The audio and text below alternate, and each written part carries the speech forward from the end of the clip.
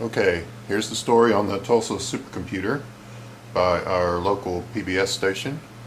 It also has an interview with Brett on here, so this is interesting.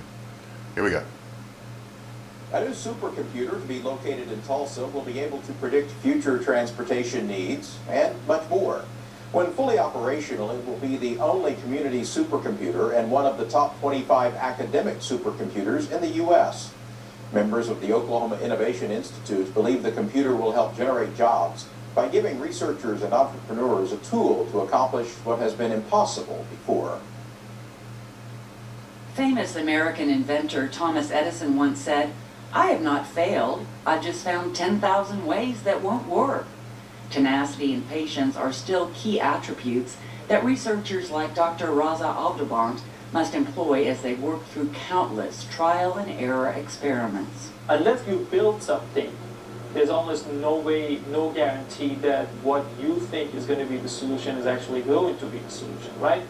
Dr. Abdelband works at OSU Tulsa's Helmrich Research Center, where he leads graduate students in creating and building new mechanical devices that interface with electronics. The goal is to make inventions that will enjoy commercial success.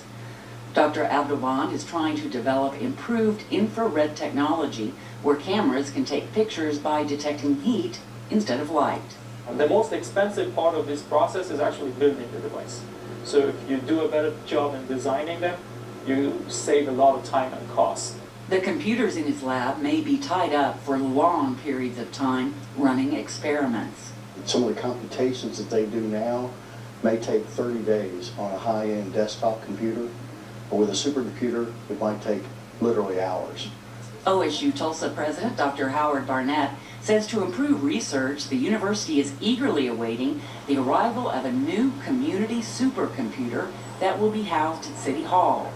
The computer is under construction in California, but this is what it will look like. Dr. Jeffrey Orzak is the new president of the University of Tulsa. The computer is the greatest instrument and tool today for research that exists. And so the fact that Oklahoma and Tulsa in particular will have one of the fastest in the country allows our researchers to do things that they never could have dreamed of before. And so whether it's in medical science or in national security or in energy research, it is the most vital research tool that we can provide them. And so it will be a true differentiator for the state of Oklahoma. Dr. Jerry Clancy is president of OU Tulsa. He sees the supercomputer as an invaluable tool to predict health needs 10 to 15 years from now. You may say, we're very vulnerable as far as diabetes, or we're very vulnerable as far as individuals needing transplantation. And are we ramped up to be able to provide new kidney transplants and new liver transplants, because the data says that's where we're heading. The Tulsa area universities, Tulsa Community College, and private companies and corporate research groups have formed a collaborative alliance called Tulsa Research Partners. Their goal is to use the supercomputer to turn research into high-impact jobs. There are going to be numerous companies formed as a result of this technology transfer out of this research. And so we're looking at over a potential of 200 companies being formed over a period of time, 7-8 years. And we're also talking about major research grants. We're talking about a couple of $100 million of research grants flowing to Tulsa. Two young computer scientists, both graduates of the University of Tulsa, will manage the new supercomputer and connect researchers from different fields so they can work together. The supercomputer allows different types of modeling, that allows a different type of fuel to be tested out of an aircraft engine virtually without risking damaging the engine or anything like that. And that's something that, we have the energy industry here, we have the aviation industry here. That could be a science fiction application for this. Science fiction has oftentimes turned into fact. Dick Tracy calling Joe Jitsu. Calling Joe Jitsu. Remember the Dick Tracy cartoons? That two crooks. The 1983 movie War Games centered on a young man who hacked into the United States defense computer system and almost created World War III. Shall we play a game? Although that scenario was fictional, the government does use supercomputers for national defense. At TU, computer researchers are working under a grant from the United States Air Force. Professor of Computer Science, Dr. John Hale, is leading graduate students to determine the neurological basis of how we trust information we see online. The computer scientists are tracking the brains of research subjects to see how they respond to online stimuli.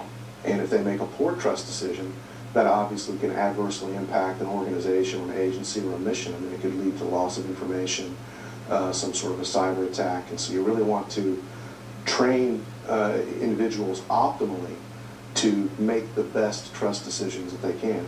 Dr. Hale is considering using the supercomputer in their research efforts. Anytime we're confronted with a large volume of data, we're certainly going to have that in the pursuit of our research. Effectively analyzing it so that we can get our analyses done in maybe minutes or hours as opposed to weeks. That obviously is a game changer for us in terms of what we can do with the research and moving it forward. Scientists at the Laureate Institute for Brain Research are trying to discover the causes and cures for disorders of mood, anxiety, eating, and memory. They use what is called an fMRI to study the brains of people suffering from those disorders. Dr. Brett McKinney says the sophisticated machine does more than show a static image of the brain. It lets researchers see how the brain is working. But when a subject's in the machine, it's a big magnet. They're able to measure changes in blood level in different parts of the brain. And that is a surrogate measure of neurons firing in different parts of the brain. The computers at the Institute don't have the memory capacity to manipulate and experiment with large volumes of data. Dr. McKinney says the supercomputer is needed to advance brain science research. The first thing is it will make things possible that weren't possible before by just having this large memory architecture. Dr. McKinney hopes the supercomputer will eventually help researchers find cures for baffling disorders like schizophrenia and much more. It's a little bit like having a telescope that sees further into space than ever before, and you just can't wait to see the pictures. This computer can do things that other computers can't do because of its speed and its power, and in the hands of smart researchers, the future is ours. The Tulsa Community Supercomputer is scheduled to be installed in October and be open for business by the first week of November. In business